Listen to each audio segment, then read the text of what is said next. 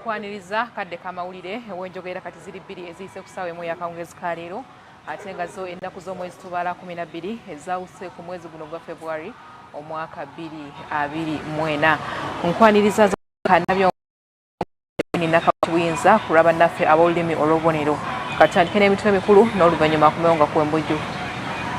Agafa mu by'obusuubuzi olunaku olwaleero ekitongole kya Deposit Protection Fund kitandise okusasula kampuni zonna ezaali zaatereka ensimbi mu banka eya EFC.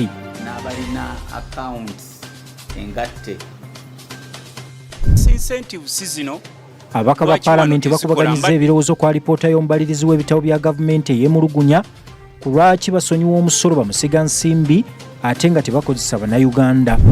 Data gwe tuteekayo wabweru eyo asobola okulaga nti eno industry ebitongole bya nakyewa bivuddeyo okulaba n'okukkaatiriza embeera y'abakozi gye bayitamu abasinga bakola nga tebafunye na liivu mwaka ku mwaka.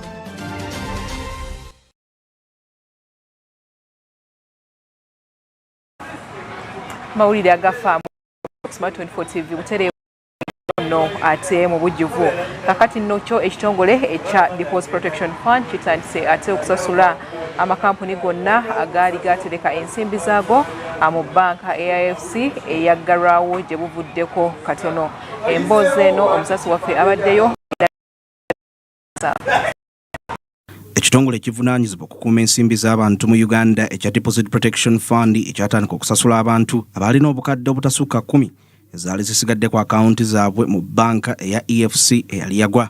Olunaku olwaleero ng'ennaku z'omwezi 12 ekitongole kino kitandise okusasula kampuni n'abantu abalina akawunti engatte okutandika okuleeta ebibakwatako ku yaafiisi zaabwe ezisangibwa e Nakasero basobole okutandika okuteekateeka okubasasula. Abantu abatereka essente zaabwe mu EFC Uganda Limited banka eyaggalwawo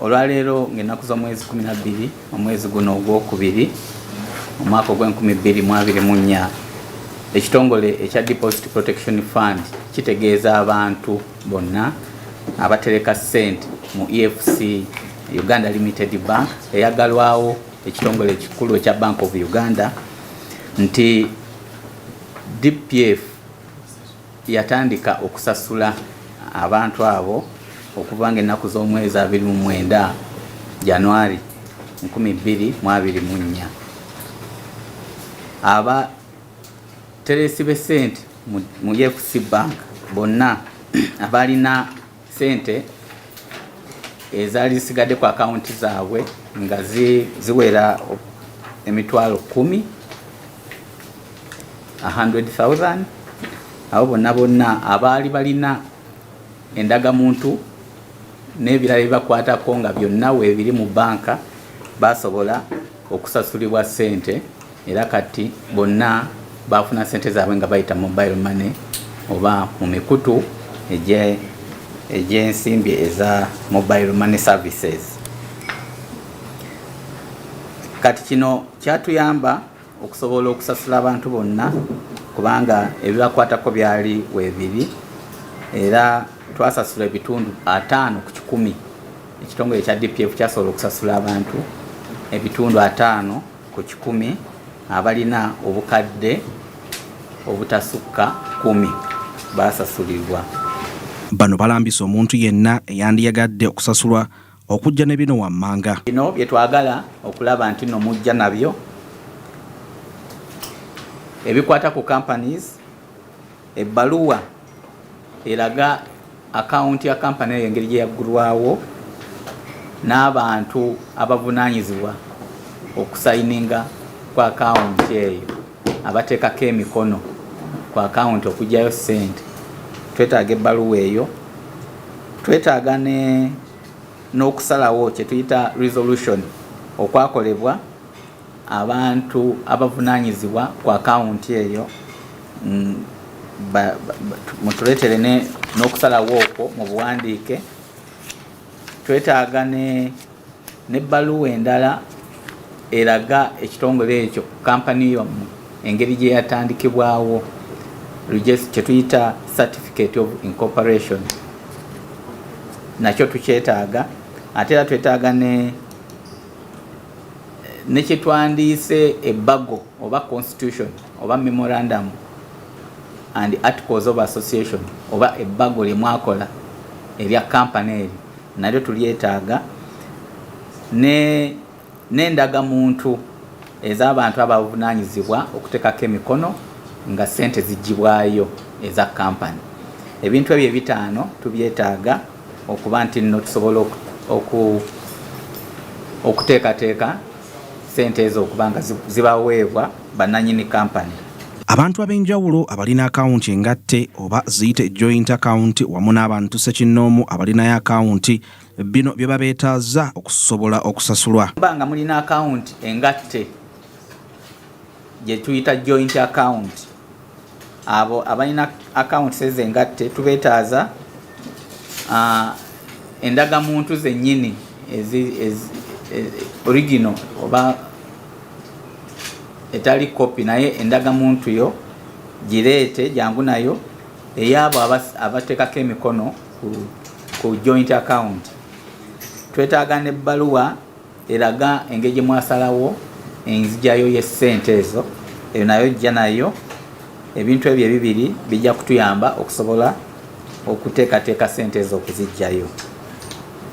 Era ekitongole kya DPF kyongera okutegeeza abantu abalina ssente zaabwe ng'oli muntu ng'olinayo akawunti yo mu banka eyaggalwawo nga ssente ezo zetukomako ffe ng'aba DPF zetuyita protected oba zetukuuma emiliyoni 10, tubasaba okujja bw'obanga tonafuna ssente zo ng'ate ebintu waliwo ebyali bibulako byewotaleeta, mujje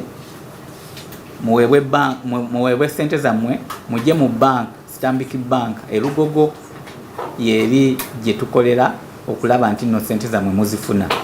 Kale tubasaba mujje ne national ID oba endagamuntu ojja ofune ssente zo. Bw'obanga tewazifuna ku mobile money jangu ssente zo ojja kuziweebwa. Banka enkulu eya Uganda yasobola okuwaayo omuwendo gw'abantu abatereka ensimbi mu banka ya EFC eyagwa wamu na bonna abalina amabanja. Bank of Uganda yatuwa ba depositors 2,666 nga ba depositors abo balina sente bilioni 5.3 mu milioni 9.5 mwana mutano. Kwabo ba depositors 2,666 kwaliko ba depositors 1,205 nga balina loans mu EFC nga balina amabanja. Kati etteeka ligamba oba olina ebbanja tetukusasula ssente zo zinokusasula tezikosa okusasula ebbanja eryo. Era ba depositors abo 1,205 balina looni nga za bilioni 1 mu milioni 5 eza Uganda. Ekitegeeza ba depositors abasigalawo aba EFC betwalina okusasula bali 816 bokka nga abo balina bilioni 5.2 mu bukadde 8. Kati kwabo ba depositors abalina benayogeddeko 816 709 balina ssente nga ziri wansi wa milioni 10 nga zirimu milioni 3 eza Uganda, obukadde 3 obwa Uganda. Abalala bali 37 nga bo balina sente nga zisuka bilioni 10 bali ba depositors 37 nga balina bilioni oba obuwumbi 5.2 mu milioni 6. Kati ku ba depositors 779 twakasasulako ba depositors 374 nga twakabawa obukadde 125. Abo abasigala ba depositors 405 nga basasula obukadde 174. Deposit Protection Fund kitongole kya gavumenti ekyateekebwawo okusobola okuwa ensuwa eri bakasitoma bonna abatereka ensimbi zaabwe mu banka era nga kiri wansi wa banka enkulu eya Uganda. Enteekateeka eno yatandikibwawo oluvannyuma lw'okuyimiriza emirimu gya banka ya EFC mbagirawo.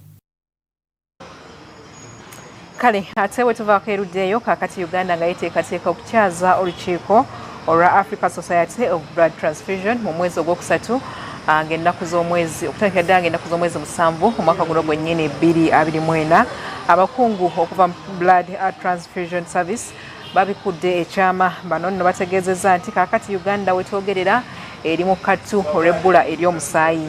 Abategeezezza bannamawulire wano ku ssengejjo lyabwe erya Uganda Media Center nti abantu basaanye benyigire mu lukuŋŋaana luno kubanga ezimu ku nsonga ez'okwogerwako be basawo wano mu ggwanga abatunda omusaayi. Emboozi eno omusasi waffe Baraka Wambuzi abaddewo era bino byasobodde otukuŋŋaanyizaayo. Okutandika mu gwokusatu nga 4 okutuusa nga 7 2024 Uganda esuubira okukyaza olukuŋŋaana lwa 11th Africa Society for Blood Transfusion. Wabula abakulu abaddukanya ekitongole ekinoonya n'okutereka omusaayi mu ggwanga kiraze nti eggwanga lyolekedde akatyabaga k'ebbola ly'omusaayi nga boogerako ne bannamawulire ku kitebe ekikulu eky'amawulire kiyite Uganda Media Center bavumiridde ekikolwa ky'abasawo ab'ebyobulamu okutunda omusaayi era nga bakubiriza ne bannaggwanga okujjumbira olukiiko olwo. Banga okitegedde bulungi nti omusaayi bagabye gwa bwereere gw'otunda gwaki okuggyako nga tolina mpisa. Otunda gwaki gw'otaaguze wagusuubuddewa.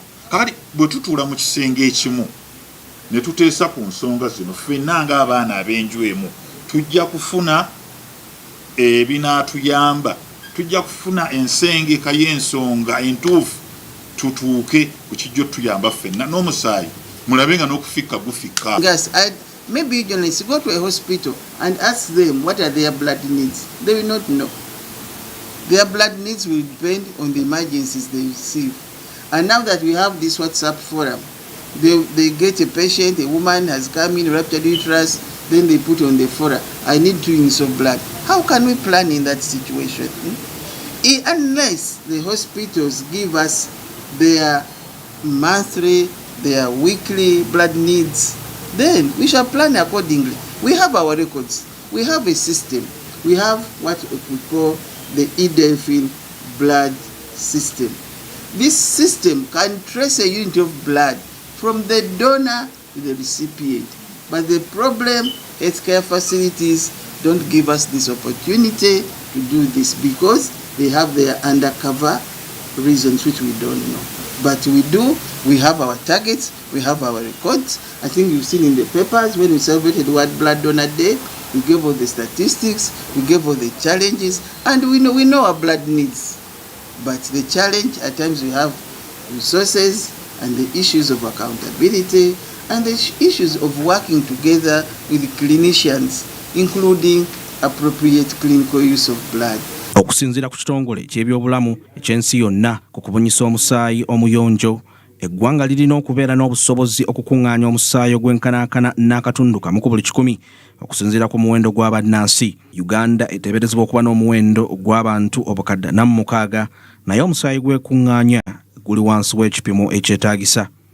Okusinziira ku muwendo gw'abannayuganda guli waggulu wa miliyoni 4, tulina okusolooza waakiri units 45,000 ez'omusaayi buli mwaka, naye nga tusolooza mutono nnyo ddala. Era bataddewo n'ennamba y'essimu okukubako singa omuntu yenna akuguza omusaayi. Twogerera bino twetaaga payinti ezisukka 45,000 naye tukyasobola kukuŋŋaanya 3 gyokka. Naye ate mbagambye no bagamba nti endwadde ezeetaagisa omusaayi guno tugufune nazo zeeyongedde obungi ne mu types oba mu bika. Kitegeeza nti ekyamazima omusaayi tegutumala. Jako ssente nga bakuguza omusaayi okuba ku namba 08001224222 eyebeerako essaawa 24 yasasulira ekitongole kya Uganda Blood Transfusion Services. N'ennamba endala eri noti 8 noti 2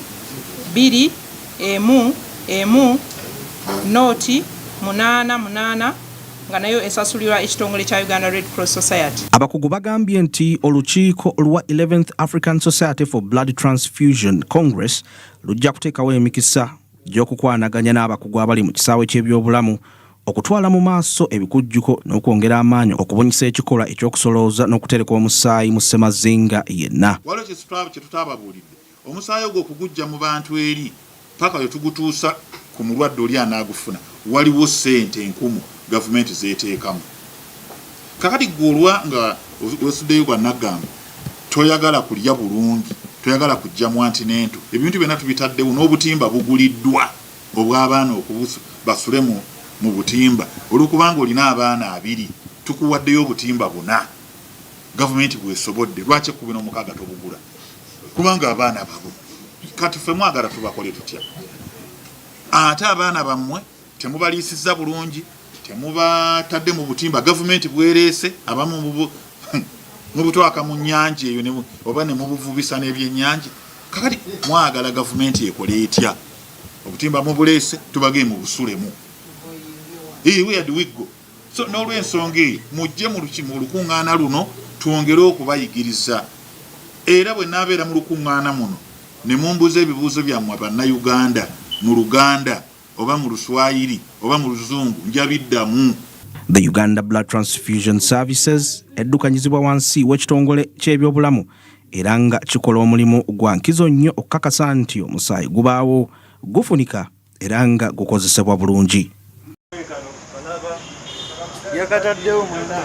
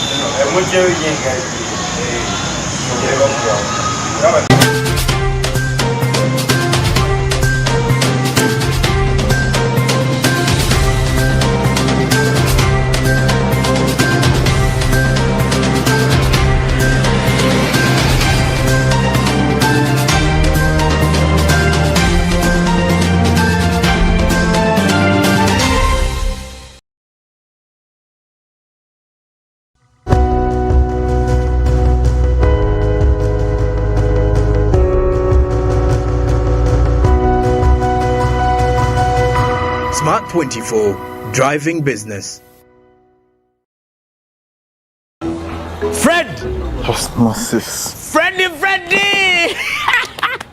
Fred Dollar, my boss, CEO Inojo, the general of generals, the conqueror of conquerors, the first and the final, the sky above the skies, the promised land, the terms and the conditions, the international king crocodile, the source of the Nile. I don't have money today. Just take a polite loan of 200k to stock my shop. The signs and symptoms of success. The bank commander, not the bank teller. Why hassle for a loan when you've got MTN Momo? We're sorting it. Use the Momo app or dial *165*5# for all quick loans. Choose from the different loan options from our partners and get one that works for you. Together, we're unstoppable. Linear level and we upgrade you. If you're on GOTV Value, then upgrade to GOTV Plus to watch GOTV Max. On GOTV Plus already, upgrade to GOTV Max to enjoy GOTV Super. And if you're on GOTV Max, upgrade to GOTV Super to enjoy the best of the best on GOTV Super Plus at no extra cost. Step up your entertainment today. GOTV Uganda. Love it. Blue magic is my joy. Ono blue magic, ayo talaba kumabala atukuza noonyirirawo kirako enyange tayisa bubi faburiki kyonna kyekiri kiggwa lwa blue magic is my choice. Ono blue magic ye wange. And the blue magic is my choice. Hey, ono blue magic ye wange. Luxury redefined at Seasan Hotel as you indulge in the splendor of elegant living fit for the royalty that you are. Step into comfort, pampering and blissful customer-centric service as you select from our range of comfy, exquisite living quarters furnished to meet with your royal preference. Surrounded by scenic beauty, our tropical setting allows you to escape the glamorous ordeal of city life. Our ambient green gardens will guide you to a place of revitalizing rest. The 3-star restaurant caters to your palate, serving your choice menu ranging from exotic cuisines to local delicacies. Our chefs will serve you full-course meals for a truly out-of-this-world culinary experience. Our fully stocked bar to whet your throat, from renowned global brand whisks, brandies, gins, beers and wines to our locally celebrated beverages, you will not lack for any brewage. It's an all-new experience in the East at Seasan Hotel. So visit today at Plot 15 to 19 Spire Road, Ginger, or contact us on +256 751 719 960 and +256 785 354 614 for reservations. Seasan Hotels, luxury redefined.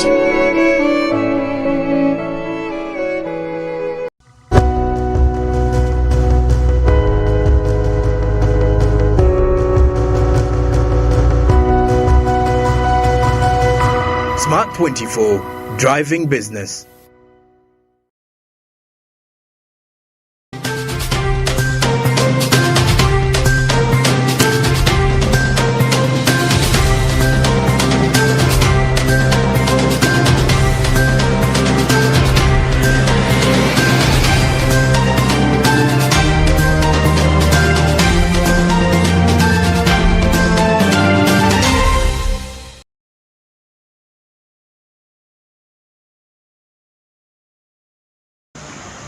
Kale ate munatusonyiwako olwako akayise kakati ne muteyongerayo n'amawulire gaffe agafa mu by'obusuubuzi bo abaka ba paalamenti batandise okukubaganya ebirowoozo kwa lipoota ey'omubalirizi w'ebitabo bya gavumenti eyafuluma gye bivuddeko nga yeemulugunya ku lwaki bamusiga nsimbi baweebwa ate holiday ez'emisolo ate nga tebakozesa bannayuganda bamala mu makampuni gaabwe. Babu Isa abaddeko ku paalamenti era butereevu n'atukuŋŋaanyiriza endowooza z'ababaka n'azitutuusaako bw'ati. Omubalirizi w'ebitabo bya gavumenti oba muyite auditor general avuddeyo n'akunya gavumenti ku nsonga y'okukkiriza kampuni ez'enjawulo obutawa musolo naddala ezitaweza bitundu 5 ku buli 100 b'Abannayuganda abazikoleramu.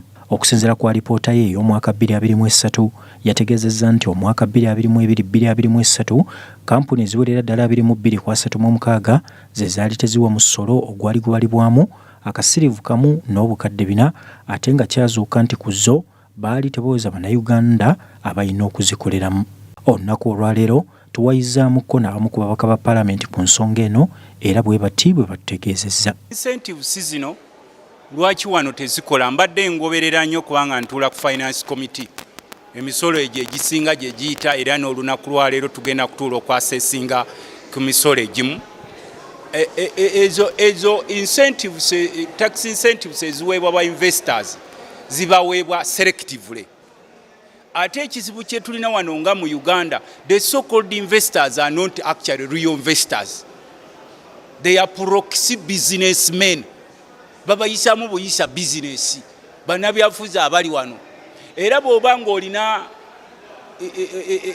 lens ezirengera ewala, tewali investor yali agenze mu nsi yonna kazibe zitusinze zikulaakulanye gubawa ettaka ne bamuwa capital ne bamuwa tax holidays oba incentives kakati ngate local oba indigenous business investor nga ye bamu suffocating with all taxes, especially the upcoming business investors. Upcoming be bano abagala okuvaayo eri wansi mu small scale businesses. Ono ategeezezza nga bamusiga nsimbi abasinga abalina kampuni naddala ezitawa musolo bwe bakozesebwa gavumenti naddala mu nsonga ez'ebyobufuzi. Wano lwaki they are not working, why they are not working, they are purely political. In fact, in other words, bazikozesa for the purposes of promoting politicians' businesses within the country. Kubanga bano bogenderera nnyo kati for example fe twalinga tugamba nti incentives, tax incentives ziweebwe ku small scale enterprises.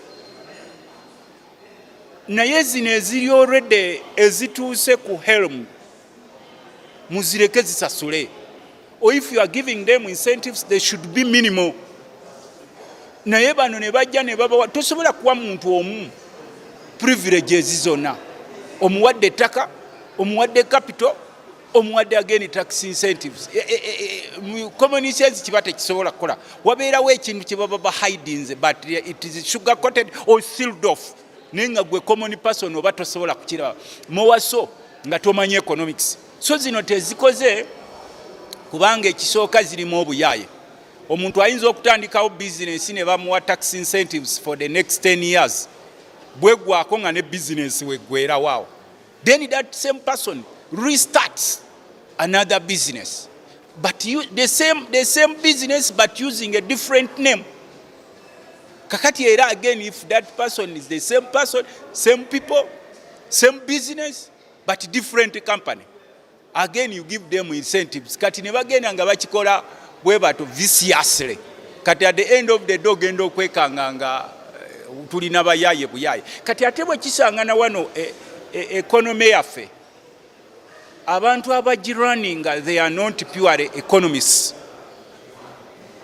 They are majorly politicians. Like for example, nkuwa ekyokulabirako nze ntula ku accountability committee.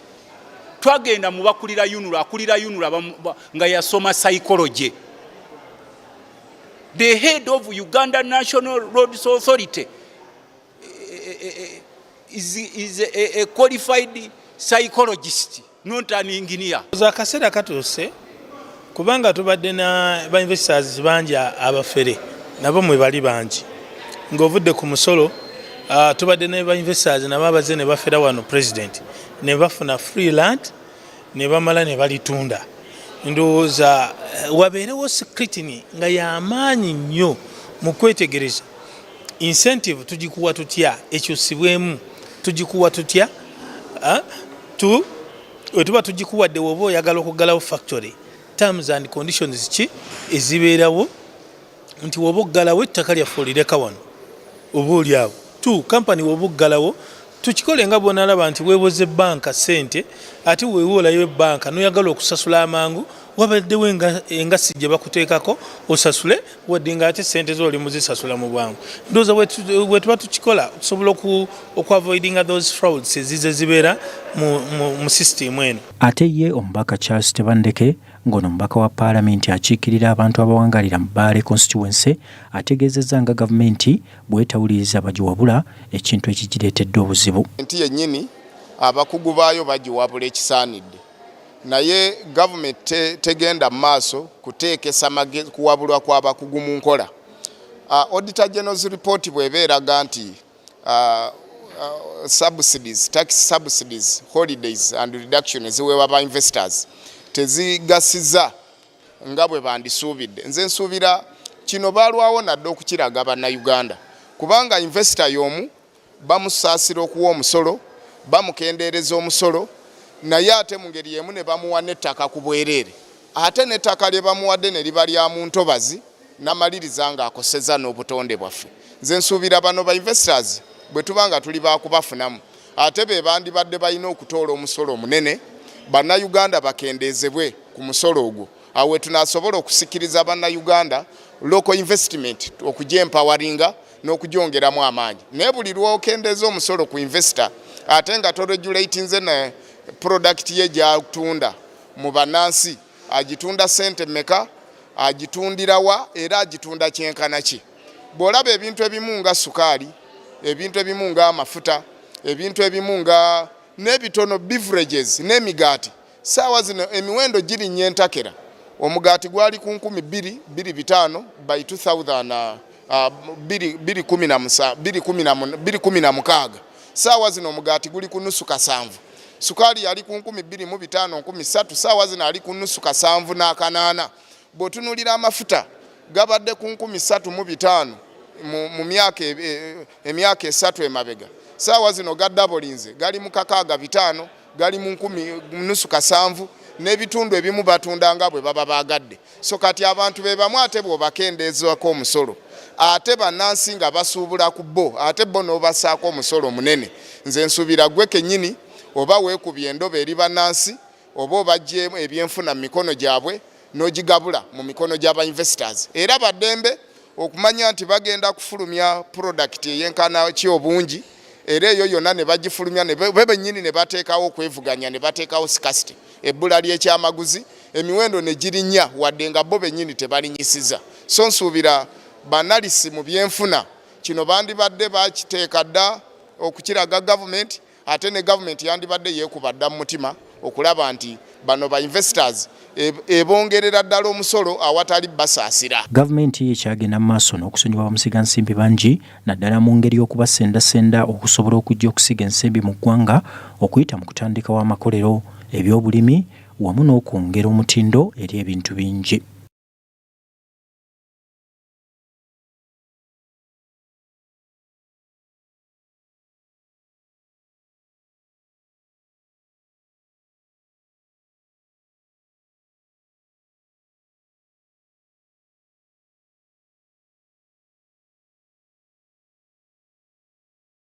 Eyo embeera y'abakozi ku mirimu ebitongole binakyewa bivuddeyo okulaba nga bakatiriza embeera y'abakozi gye bayitamu naddala ensangi zino. Bano batangaziza ku nsonga nnyingi oba oliawo amakampuni mangi gye gatafaako yadde oba okusimbako eriiso so nga ate ensonga ezo zinyigiriza nnyo abakozi. Emboozi eno nayo tugirina era kaditutuseeko. Buli mukozi ekisooka alina okusasula NSSF before kyali nga waliwo threshold nga bakoma ku certain amount naye etteeka baalikyusiza buli omu alina osasula NSSF. Ekirala abantu kye batatekinga into consideration buli mukozi alina okufuna leave kitegeera ate nga abantu bakola ne batafuna leave nakola omwaka naguteeka wali negiddako nga tafunye leave. Omwejo eno esobola okuyamba abantu okubeera protected. Kale minimum wage eba the lowest amount omukozi esente omukozi zasobola okufuna oba omukozesa zasobola okusasula. So bw'oba olinawo minimum wage eyo ka threshold ako protecting such that omuntu tagenda kuyita okukola omulimu akuwe esente entono nnyo okusinzira ze yandibadde akuwadde. Bwe tuba tulinayo that policy protecting neragirira abantu how to engeri gye bapimamu omulimu ne bagamba nti gino emirimu tosobola kukozesa muntu n'omusasula below this amount. Obeera protected, you don't get exploited. Obeera olina that, you know, that security. Mu Uganda where we don't have these regulations protecting omuntu omukozi yasalawo oba kale trend mu industry yesalawo kubanga ogenda kutuuka awantu kale nga advertising omulimu gwe ng'omanyi ebbeeyi gye wandikoze omulimu how much you would do that job for basically, but bw'otuukayo nga waliyo kale bantu nga 10 nabo baagala ogwo omulimu tosobola kwerwanako nnyo, tolina maanyi gakwerwanako nti nedda zino zensaana guno omulimu gusaana zino sente tosobola kwerwanako. But if you know you have that protection then you can fight, osobola okwerwanako n'ogamba nedda zino sente zisaana mu mulimu guno. You have the fair opportunity for that. Right now in Uganda, how things are done, it's very, very arbitrary. Yeah? Tewali nti this what your ranges abantu zibasasubwa naye nga tewali, you know, tewali caps, tewali locks nti wano wetugenda okukoma omuntu azuka kumakya nasalawo nti nsazeeko zino nsazeewo sente zino zonna kati zino zenkuwadde zogenda otwala era naawe nga tolina kyakukola kubanga esente obeera okola kyo zeetaaga bw'oba olina omuntu akukolera omulimu ng'agukola bulungi olina omuyisa ng'omuntu which is it shouldn't be difficult to do naye abantu kibakaluubiriza nnyo okuyisa omuntu ng'omuntu but you have to treat somebody ng'omuntu otegeere nti ono omuntu bwe nsalawo nti mugobe alina ebintu bya responsibilities eyo gyagenda byalina okulabirira kati simala gamugoba so of course bw'oba owadde omuntu ng'omukyala omulimu omanyi nti if she gets pregnant obviously she needs leave. What do you? There are some things that you need naturally. So is it to sosola? Is it to isolate? Is it to discriminate? It's based on something that you cannot control, basically. I think that would come and it tingirira discrimination or kuyisa omuntu in a different way. Simply because of especially because of something that you cannot control. Chotainako control over. Yeah. So you can't. I don't think you should. Nti amateeko gakyusa kubanga omuntu ogakyusiza omuntu omulala just because they are different. Mawulire agafa mu by'obusuubuzi muterefu kyagendera ddala mu maaso kakati nno olunaku olwaleero poliisi evuddeyo n'etegeeza nti emisango gy'obubbi gyeyongedde naddala ababbi abateega abasuubuzi kino kiddiridde ate obunyagulizi obwaliwo ku wiikendi ng'ennaku z'omwezi 9 omwezi guno gwennyini omwami amanyiddwa nga Dennis Seruli bwe yabbibwako obukadde bw'ensimbi 28 era nga poliisi etegeezezza nti mu kiseera kino baakazuulako emitwalo 89 gyokka. Omwogezi wa poliisi alabudde abasuubuzi obutayogerera buli we basanze singa babeerako entambuza y'ensimbi gye baagala okukola kubanga kino kye kitaanudde ababbi okubakola ku bulumbaganyi. Tweyongera okufuna emisango egy'ababbi abazze bateega abasuubuzi abalina ssente abakozi ba kampuni abagezaako okutwala ssente mu banka n'okuzijjayo naye nga abantu bano era beeyongera okutambuza ssente nga tebalina bukuumi ekintu eky'obulabe. Twagala otegeeza abantu nti ababbi bano bangi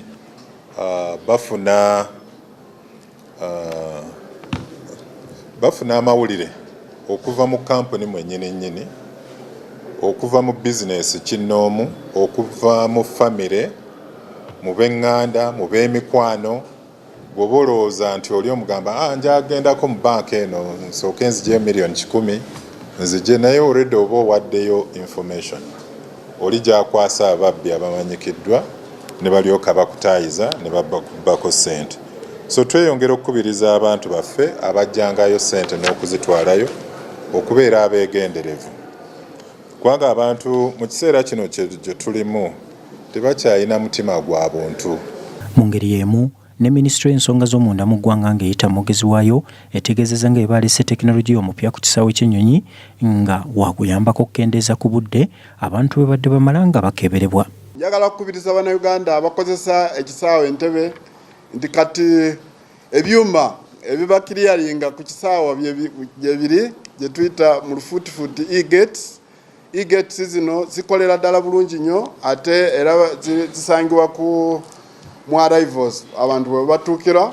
So n'olwekyo tolina wobeera munnayuganda olina passport ya electronic tolina ate okugenda mu layini n'olayininga so nga olina ekyuma kino kiyinza okukiryalinga mu busirikitu seconds mu seconds nga ndowooza ezitawera na 10 nga wayiseemu dda. So kyokola kwata passport yo ogiscanninga ku kyuma kino omala okugiscanninga system ejja kuba yakusomye dda kubanga wafuluma ate nga oli munnayuganda ate nga oli mu system yaffe so ekyuma kijja kubanga gikukiryalinga. Naye twesanze nti abannayuganda abasinga obungi ate tebeetanidde nnyo ebyuma byaffe bino bya e-gates ku kisaawe Entebbe ndowooza lwakuba baagala nnyo enkolagana eyo eriwo waabwe ne immigration officer kubanga baba bamwenya bulungi, so abannayuganda abasinga baba baagala kuba nga badiringa n'abana ba immigration officers baffe. Si kibi naye tugezaako okulaba nti kimala obudde, kitwala obudde bungi okulining up, then okuyita n'ogenda wa immigration officer n'akubuuza gy'obadde. Ono era mu ngeri emu ayogedde ku bagwira abakola obulimu obutonotono obwandikoledde bannansi naddala abo abatembeeya ebintu mu mmotoka. Waliwo abannayuganda ababa banoonya emirimu naye bano ate baagala okukola obulimulimu obutono bannayuganda bye bandibadde bakola. So n'olwekyo kiba kikosa abannayuganda. N'ekirala nti abamu abatonotono baba beenyigira mu bumenyi bw'amateeka, era abatonotono bwe twafunirako twabatwala ku police ebe handling obwo bumenyi bw'amateeka kubanga ebyo kibeera criminal. Naye nga mu kutwaliza awamu tubadde tetunaba kufunayo nnyo abagwira bano abajja wano nga bali ku security risk, abasinga bali economical banoonya ekyokuuza eri omumwa, kubanga abasinga baba baagala okufuna obulimu obutonotono n'okukola bizinesi ntonotono ze bakola. Era waliwo information gye twafuna luli weeks 2 eziise nti waliwo abagwira abali wano nga bava mu nsi ya Egypt nti bali mu muze gw'okutambuza gw'okutembeeya ebintu byekozesebwa nga sawaani nga sepiki, bateeka mu motoka ne balumba amaka g'abannayuganda nga ekintu kyokka kye bakusaba y'endagamuntu. Olumala okuwaayo endagamuntu yo ne bakuregisteringa n'otandika okusasula mpola mpola. Era reports ezo twazifuna n'emityana eyo ne kasanda ne kyotera. Abantu abo batuukayo baleeta ebintu ebikozesebwa mu bulamu bwa bulijjo nga sowaani nga amasepiki ngaako ejiiko nga baagala kutunda abannayuganda ku bbeeyi ntonotono oba mu kibanja mpola. So abantu bano cases zino tubadde tuzitunulamu era nja kujja wano mbabuulire kye tunaaba tutuuseeko. Okuva omwaka guno bwe gwatandika abasuubuzi bali kumbiranye n'abagwira naddala babayingiridde emirimu gyabwe, era ne gye buli eno basabadde okusisinkana omukulembeze w'eggwanga okumuyitiramu ku bibasoomooza. Kale amawulire agafa mu by'obusuubuzi butereevu kyagendera ddala mu maaso. Kakati nno bo abaka abatuula akakiiko akalondoola ebyobulambuzi mu ggwanga balaze obutali bumativu olw'ensimbi obuwumbi 10 obwaweebwa obugabe bwa Nkole okuddaabiriza ekifo kyabwe erudde eyo. Omusasi waffe abadde erudde eyo ng'amatu akunkumulira nga ne kamera ateze bino byasobodde okututuusaako. Akakiiko ka Paalamenti ku by'obusuubuzi, obulambuzi wamu n'amakolero basabye wabeerewo okutunula mu nsonga y'obuwumbi obuwerera ddala 10 obwakozesebwa minisitule y'ebyobulambuzi okuddaabiriza obwakabaka obwa Nkole. Abaka ba Paalamenti abatuula akakiiko kano bategeezezza nga beetaaga baddemu batunuulire mu nsonga eno olw'ensonga nti ekifo kino kyali kitunuuliddwa nnyo mu ngeri y'okukisigamu ensimbi ezinaayamba ku by'obulambuzi.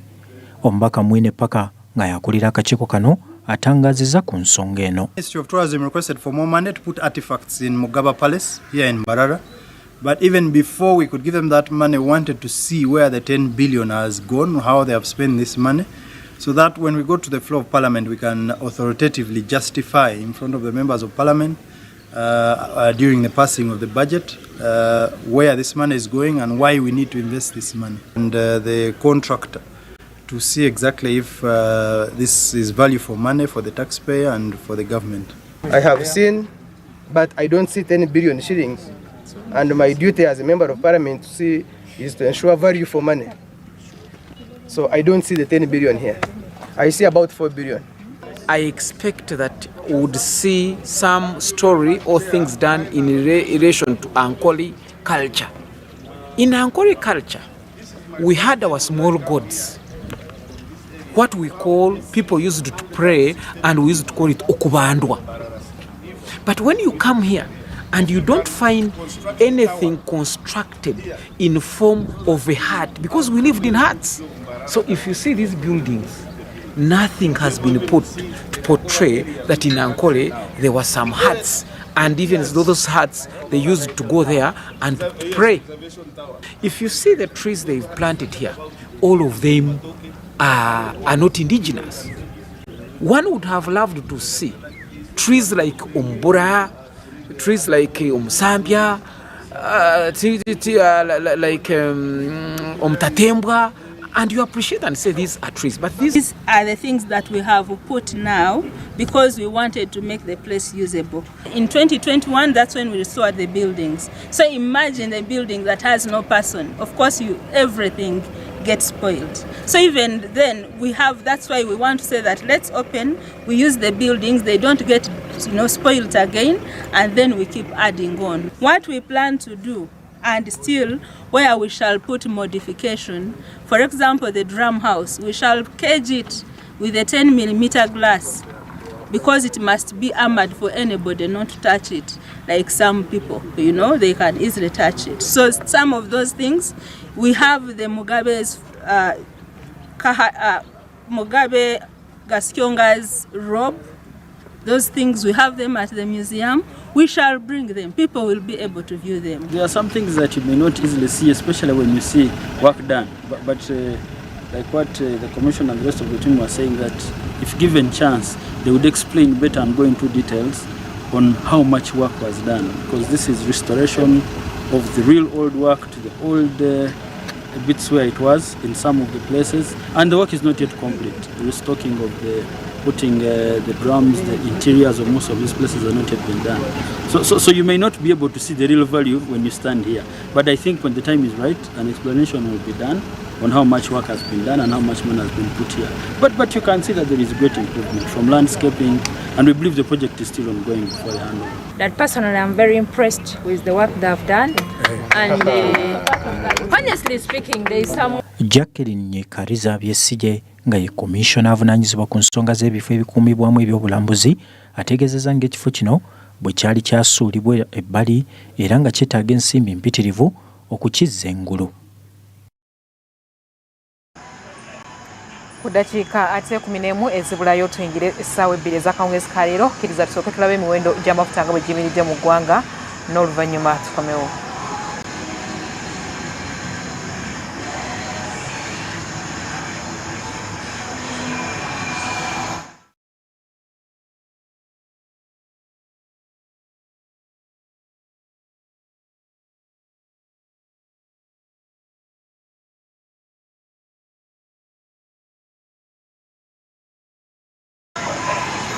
Awo wennyini katusooka twejjukanye emitwe ate egikoze amawulire aga leero. Agafa mu by'obusuubuzi olunaku olwaleero, ekitongole kya Deposit Protection Fund kitandise okusasula kampuni zonna ezaali zaatereka ensimbi mu banka eya EFC. N'abalina accounts engatte. Incentive zino Abaka ba Parliament bakubaganyizza ebirowoozo kwa alipoota y'omubalirizi w'ebitabo bya gavumenti ey'emulugunya ku lwaki basonyiwa omusolo bamusiga nsimbi ate nga tebakozesa bannayuganda. Data gwe tuteekayo wabweru eyo asobola okulaga nti eno industry. Ebitongole bya Nakyewa bivuddeyo okulaba n'okukkaatiriza embeera y'abakozi gye bayitamu abasinga bakola nga tebafunye na liivu mwaka ku mwaka.